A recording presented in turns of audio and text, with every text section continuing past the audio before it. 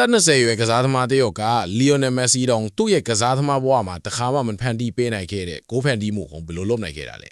ရိုင်ယန်ချာကီကညာတောင်ပန်ကလေဘောလုံးကိုလက်ခံရရှိပြီးတည်ငြိမ်မှုနဲ့ယုံကြည်မှုအပြည့်နဲ့ခြေကိုချီတက်ခဲ့ပါတယ်ဒီအချိန်တွေမှာအထူးသဖြင့်သူ့ရဲ့ဂိုးသွင်းစွမ်းရည်နဲ့မြန်ဆန်တဲ့ဆုံးဖြတ်ချက်ချနိုင်စွမ်းကိုထဲသွင်းဆက်လာရင် Phil Foden စီဘောလုံးပေးပို့မယ်လို့မျှော်လင့်ရတာတဘာဝကြပါတယ်ဒါပေမဲ့ချာကီကလုံးဝကွဲပြားတဲ့ကစားပုံကိုမြင်တွေ့ခဲ့ရပါတယ်သူကအချိန်မြင့်ပြီးနောက်ခံလူကိုလေမာပါနတ်တဲ့ဘောလုံးပေးပို့မှုနဲ့ကြော်ဖြတ်ပြီးရုတ်တရက်ပြီးပြည့်စုံတဲ့အနေအထားမှာရှိနေခဲ့ပါတယ်သူ့ရှေ့မှာရွေးချက်စရာထုံးခုရှိပါတယ် box အဆုံးမှာရှိတဲ့ Bernardo Silva စီပြန်ပို့ပေးမလား Foden စီဒိုတုတဲ့ဘောလုံးပေးပို့မလားဒါမှမဟုတ်နောက်ခံလူတွေကြားထဲမှာ Erling Haaland စီဘောလုံးနဲ့ပေးပို့မလားအဲ့ဒီအစားသူကအဲ့ဒီအခိုက်အထက်ကိုသူ့ကြိုက်တိုက်ဖန်တီးဖို့ရွေးချယ်ခဲ့ပါတယ်သူကရိုးရိုးချက်တင်ဘောကိုဟန်ဆောင်တဲ့နောက်ခံလူကိုလိမ့်စားခဲ့ပါတယ်ပြီးတော့သိမ်းမွေးတဲ့ဘောလုံးပေးပို့မှုနဲ့သူကအလွန်ချင်းမြောက်တဲ့ထောက်နှစ်ခုကိုဖန်တီးခဲ့ပါတယ်လူတိုင်းကသူ့ရဲ့ဘက်ခြေထောက်နဲ့ဖြတ်တီကန်သွင်းမဲ့လူမိုးလင်းခဲ့ကြပေမဲ့ရုတ်တရက်သူကပြီးပြည့်စုံတဲ့အလေးချိန်ရှိတဲ့ Rabona ဖြတ်တင်ဘောကို Foden ရဲ့ခေါင်းပေါ်ကိုတဲ့ပေးပို့ခဲ့ပါတယ် Foden ကအဲ့ဒါကိုချက်ချင်းသွင်းနိုင်ခဲ့ပြီးရဲရင်မှု